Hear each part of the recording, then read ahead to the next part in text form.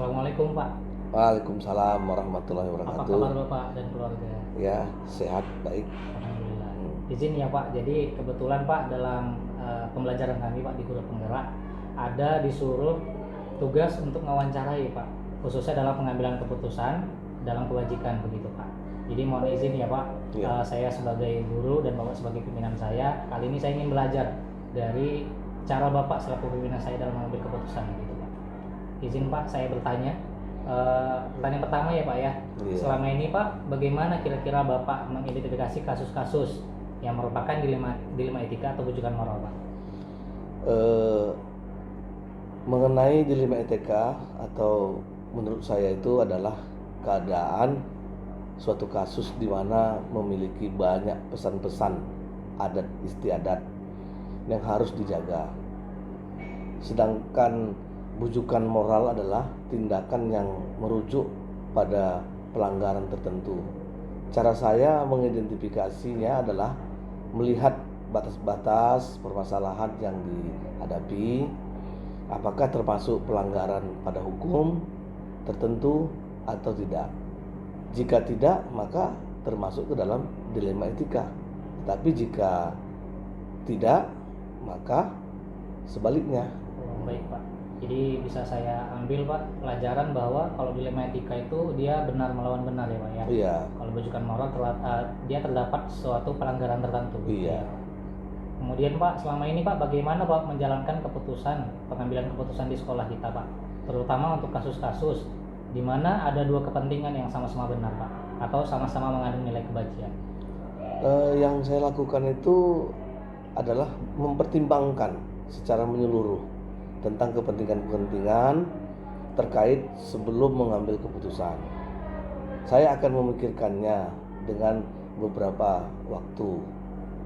Hal ini dapat memberikan jeda kepada saya untuk memberikan keputusan yang terbaik. Baik Pak. Jadi ada kalanya memang butuh waktu ya Pak ya. Iya. Supaya memang keputusan yang diambil itu dalam tahap keputusan yang matang gitu ya Pak. Iya. Kemudian Pak, ini langkah-langkah Pak ya. Izin Pak, kalau untuk langkah-langkah atau prosedur seperti apa yang biasa Bapak lakukan Pak? Ini saya biasanya melakukan komunikasi yang baik untuk mengetahui akar masalah.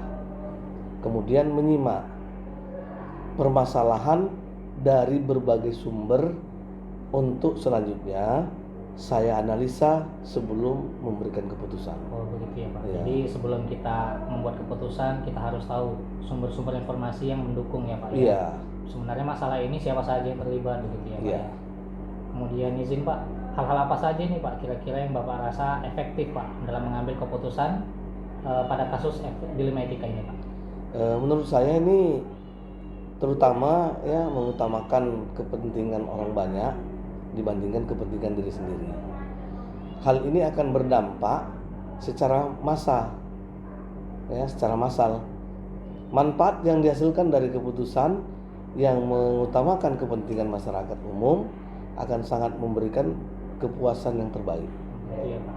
Jadi kepentingan masyarakat SMA 7 ini yang lebih utama bagi kita ya Pak ya. Untuk keputusan Pak, tantangan apa Pak kira-kira yang sering Bapak temui Pak dalam pengambilan keputusan ini Pak? Terkadang saya terbawa oleh perasaan, ya, dalam mempertimbangkan keputusan. Perasaan kasihan dan empati itu terkadang terbawa ketika saya mendengarkan informasi dari berbagai sumber. Oh baik Pak, berarti memang karena kita sebagai manusia biasa ya Pak. Iya. Pastinya ketika kita melihat suatu hal yang memang mengundang empati kita akan kasihan. Iya. Ya, Pak. Jadi tantangan itu ya Pak yang biasa Iya. terjadi ya. Ini Pak, apakah Bapak memiliki sebuah jadwal tertentu nih Pak dalam sebuah penyelesaian kasus dilema etika? Apakah Bapak langsung menyelesaikan atau Bapak menunda dulu dalam waktu tertentu begitu Pak? Saya bisa langsung menyelesaikannya saat itu juga. Namun tidak sedikit pula saya membutuhkan waktu untuk menyelesaikannya. Yang saya lakukan biasanya adalah mencoba mencari berbagai sumber informasi dalam permasalahan tersebut, kemudian menganalisanya dengan baik, dan akhirnya memutuskan hal yang terbaik menurut saya. Oh, baik Pak. Berarti ada kasus-kasus di mana Bapak bisa langsung memutuskan itu gitu, Pak. Iya. Jika itu mendesak begitu. Iya. Ada kasus yang memang butuh waktu ya Pak ya. Iya. Kemudian Pak, adakah seseorang ini Pak yang mendukung atau faktor-faktor Pak yang mempermudah atau membantu Bapak ini dalam mengambil keputusan Pak? Yang mempermudah saya dalam mengambil keputusan adalah suasana rileks dan tenang. Hal ini membantu saya untuk berpikir jernih. Dengan keadaan hening, saya lebih mampu berkonsentrasi penuh untuk melakukan analisa permasalahan yang dimaksud. Oh begitu Pak. Jadi dalam situasi yang tenang ya Pak ya, Iya. kita bisa berkonsentrasi penuh ya Pak Iya, untuk iya. menganalisa. Kemudian Pak, dari semua hal yang telah Bapak sampaikan Pak, pembelajaran apa yang dapat kita petik Pak dalam mengambil keputusan ini Pak? Saya belajar untuk mengambil keputusan dengan bijak.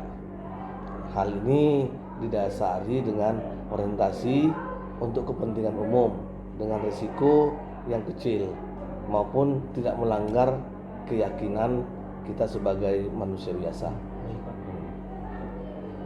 Kemudian Pak, izin Pak, bukan maksud untuk menggurui Pak. Jadi dari wawancara yang sudah kita rekam bersama Pak, kami diberikan tugas untuk melakukan refleksi Pak. Iya, iya. Kebetulan memang dalam modul yang kami pelajari pengambilan keputusan dalam kebajikan ya Pak ya, ada namanya 4 paradigma Pak, ada namanya 3 prinsip dan 9 langkah. Izin saya refleksikan hasil wawancara kita ya Pak ya. Bapak menerapkan pengujian benar atau salah Pak dalam pengambilan keputusan. Dalam hal ini Bapak menganalisa pengambilan keputusan yang berorientasi pada rasa peduli Pak. Iya. Jadi di rasa peduli ini Bapak lebih memutuskan sebuah hasil itu melalui rasa kita Pak sebagai orang manusia biasa. Kemudian Pak, dalam pengambilan keputusan ini Bapak juga mengukur efektivitas dengan minimnya resiko dan berdampak pada orang yang banyak. Jadi Bapak mengutamakan, mementingkan kepentingan orang banyak tadi ya Pak ya. Iya. Cara menerapkannya Pak, konsisten Pak penerapan ini Bapak lakukan, yang saya pahami dari apa yang Bapak sampaikan dan apa yang Bapak lakukan itu berkelanjutan Pak. Iya. Kemudian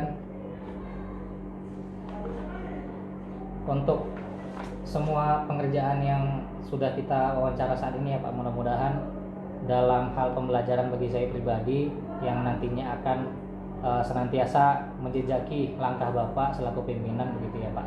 Saya belajar dari Bapak, hasil dari wawancara ini semoga menjadi manfaat bagi saya ya Pak ya. Iya. Dan sesuai dengan apa yang saya pelajari teorinya, dan hari ini saya belajar dari Bapak langsung praktiknya. Mudah-mudahan ini menjadi sebuah langkah baru ya Pak ya, Iya. dalam berpikir bijak dari saya Pak. Terima kasih Bapak atas waktunya sebagai calon guru penggerak. Saya mohon didoakan agar bisa senantiasa konsisten Pak dalam bergerak khususnya di sekolah kita begitu Pak. Terima kasih Pak. Ya, mudah-mudahan ya saat ini masih ada CGP-nya ya, calon guru penggerak. Mudah-mudahan ya C-nya hilang ya, menjadi guru penggerak. Amin. Supaya bisa mengimbaskan kepada teman-teman guru yang lainnya. Amin. Ya. Terima kasih Pak. Ya. Baik, assalamualaikum Pak Fahri. Waalaikumsalam Pak Khairuddin. Apa kabarnya hari ini Pak? Alhamdulillah baik. Jadi gini Pak, kebetulan karena saya sebagai CGP ini Pak, ada modul namanya pengambilan keputusan melalui kebajikan Pak. Jadi kali ini saya ingin belajar nih dari Bapak selaku kepala sekolah di SMPT Prima Mandiri Pak, terhadap pengambilan keputusan melalui kebajikan ini Pak. Jadi mohon izin ya Pak ya, boleh mengambil waktu Bapak tuh sebentar. Baik, oke. Ini Pak, ada beberapa pertanyaan nih Pak yang akan jadikan saya sebagai seseorang yang belajar sama Bapak nih Pak. Untuk modul ini khususnya Pak. Pertanyaan pertama nih Pak ya. Selama ini Pak, bagaimana Bapak mengidentifikasi kasus-kasus yang merupakan dilema etika atau bujukan moral Pak? Saya akan berusaha untuk menjawab. Selaku pemangku kepentingan di satu yayasan atau yang sering disebut dengan stakeholder ya. Nah, maka saya punya tim manajemen yang di yayasan yang biasa kami adakan diskusi jika ada satu permasalahan yang mungkin timbul di suatu unit ataupun khususnya unit kami, unit SMP. Maka dengan itu hasil diskusi akan kami rapatkan melalui manajemen sehingga permasalahan-permasalahan yang terjadi di unit tersebut bisa kita pecahkan di sana, dan hasilnya bisa bersama-sama dimusyawarahkan untuk mencapai satu mufakat, sehingga bisa menepis dari hal tersebut seperti itu. Oh begitu Pak ya. Jadi identifikasi awal kita berkolaborasi ya Pak ya. Benar. Kemudian Pak, selama ini nih Pak ya, sebagai kepala sekolah, bagaimana Pak menjalankan pengambilan keputusan, terutama untuk kasus-kasus di mana kasus ini Pak ada dua kepentingan dan kepentingan ini sama-sama benar Pak. Jadi kalau kita ambil kasus A, pengambilan keputusannya benar, kalau kita B itu benar juga untuk kasus yang sama. Gimana caranya ya Pak ya? Adapun jika kami menemukan satu kasus ataupun permasalahan yang mungkin memicu dari beberapa sisi yang memang itu memiliki kebajikan yang positif ataupun negatif, maka mungkin dengan cara mempertimbangkan baik dari resiko ataupun hal-hal yang memang membuat masalah tersebut bisa membuat risiko tersebut kecil lah, begitu, seperti itu. Nah, jika memang permasalahan tersebut bisa ditepis melalui status standar operasional prosedur, maka hal tersebut lah yang bisa kami lakukan untuk menyelesaikan permasalahan yang melibatkan dua kasus yang jadi dilema gitu. Jadi memang terhadap keputusan yang Bapak ambil harus mempertimbangkan keputusan mana yang nantinya bakal berisiko kecil begitu ya Pak ya. Langkah-langkah ini Pak, prosedur yang biasa Bapak lakukan Pak dalam pengambilan keputusan apa ya Pak ya? Untuk memenuhi langkah-langkah yang dimaksud, biasanya kami sudah berpacu kepada SOP atau yang sering disebut dengan standar operasional prosedur yang sudah dibuat oleh manajemen di satu instansi kami. Maka dari satu permasalahan yang kita anggap resikonya kecil, maka pengambilan keputusan bisa kita acuannya dengan SOP tadi, sehingga untuk pengambilan keputusan di masa depan mengacu kepada SOP yang sudah kami buat. Berarti berdasarkan SOP dan regulasi yang sudah disepakati bersama ya Pak ya. Kemudian Pak, hal-hal apa saja nih Pak kira-kira yang Bapak rasa paling efektif dalam pengambilan keputusan pada kasus dilema etika ini Pak? Kemudian untuk memicu hal tersebut, kita terapkan yaitu konsistensi, komitmen, yang paling merujuknya yaitu konsisten lah, karena SOP yang sudah kita buat di awal menjadi satu acuan untuk menjadi komitmen bersama baik dari manajemen ataupun guru-guru untuk menyelesaikan suatu masalah-masalah yang terkait dari masalah yang akan datang nantinya begitu. Oh, begitu ya Pak ya. Berarti kesepakatan bersama harusnya dijalankan bersama berdasarkan regulasi sudah disepakati ya Pak ya. Kemudian ini Pak, tantangan nih Pak dalam pengambilan keputusan Pak, biasanya tantangan-tantangan apa ini Pak yang Bapak hadapi? Adapun temuan yang sudah pernah kami dapati dan tak jarang pula permasalahan ini juga sering terjadi di instansi kami, memang tak jarang ya, karena dengan hal tersebut ya rasa empati, rasa kasihan yang terdorong karena manusiawi, sehingga terjadi dilema etika ya ataupun kebingungan akibat perasaan kasihan yang saya miliki untuk menyelesaikan permasalahan tersebut. Sebagai pimpinan kita juga manusia biasa ya Pak ya. No. Jadi kadang tantangan dari dalam diri kita merasa empati, merasa kasihan terhadap keputusan yang akan kita ambil ya Pak ya.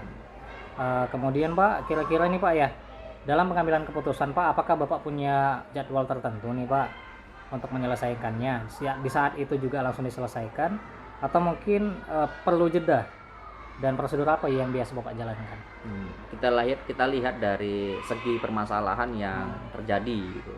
Jika memang bisa saya ambil keputusan pada saat itu juga, maka permasalahannya akan saya selesaikan pada saat itu. Tapi jika permasalahannya memang terlalu besar risiko ataupun yang memang harus diselesaikan dengan tidak cepat, maka saya harus menjadwalkan untuk menyelesaikan masalah tersebut gitu. Berarti penyelesaian masalah, pengambilan keputusan Bapak berdasarkan skala prioritas ya Pak Iya, ya? benar. Ada yang mendesak, berarti harus kita kerjakan, harus kita selesaikan saat itu juga, begitu ya Pak. Faktor-faktor Pak yang mempermudah atau yang membantu Bapak nih Pak ya, ada nggak seseorang atau faktor-faktornya Pak dalam mengambil keputusan ini Pak? Selama ini hanya pemangku kepentingan di manajemen atau stakeholder yang ngebantu untuk atau selaku pihak yang pemangku kepentingan untuk menyelesaikan permasalahan-permasalahan yang ada di sekolah. Berarti dari yayasan ya Pak ya? Dan mungkin wakil-wakil Bapak juga ikut ya Pak ya? Nah, beberapa waka bidang kesiswaan maupun kurikulum yang harus berkecimpung lah di permasalahan tersebut. Begitu, Pak.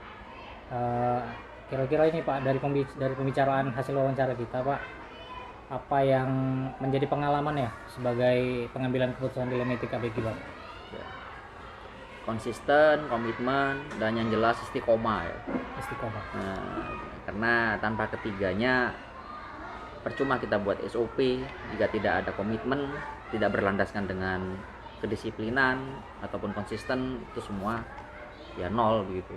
Maka komitmen itulah dan konsisten itulah yang bisa terjalin bersama-sama antara manajemen atau pihak kepentingan di satu pemangku kepentingan dan bersama dengan guru-guru, Baik. sehingga berjalannya standar operasional tersebut gitu. Konsisten terhadap SOP dan peraturan yang sudah kita sepakati ya Pak Iya. ya.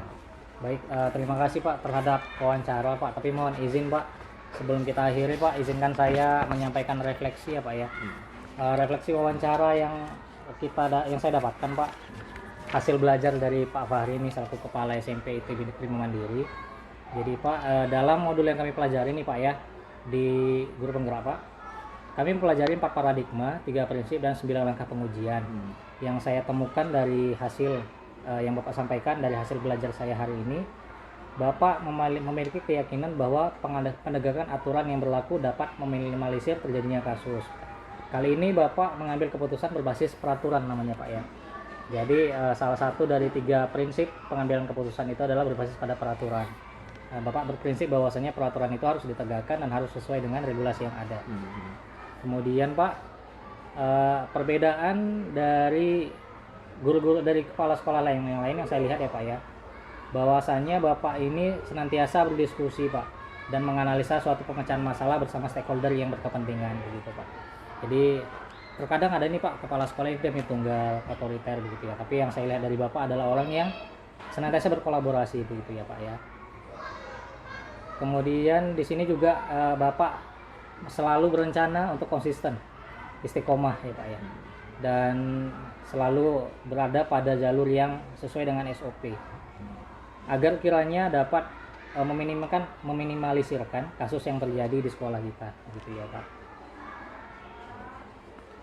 Di sini kemudian saya lihat juga Pak bahwa dalam pengambilan keputusan yang berbasis peraturan dari Bapak itu akan terdampak dari kesepakatan bersama terhadap peraturan yang sudah disepakati antara guru, yayasan, pimpinan di sekolah ataupun orang tua siswa yang pada awalnya sebelum mereka itu masuk ke dalam sekolah kita sudah saling sepakat terhadap peraturan yang ada begitu ya Pak ya. Itu mungkin Pak refleksi wawancara kita, mudah-mudahan dapat menjadi pelajaran baru lagi ya Pak ya kepada saya, dapat menjadi sebuah langkah awal agar saya kiranya bisa mencontoh kepemimpinan dari Pak Fahri. Terima kasih banyak atas waktunya Pak. Oke, terima kasih juga atas beberapa pertanyaan yang bisa jadi pertanyaan-pertanyaan yang sudah kita bahas hari ini menjadi pemicu kami untuk terus berkomitmen dengan apa yang sudah kami jalani selama ini. Baik Pak, terima kasih banyak ya Pak ya.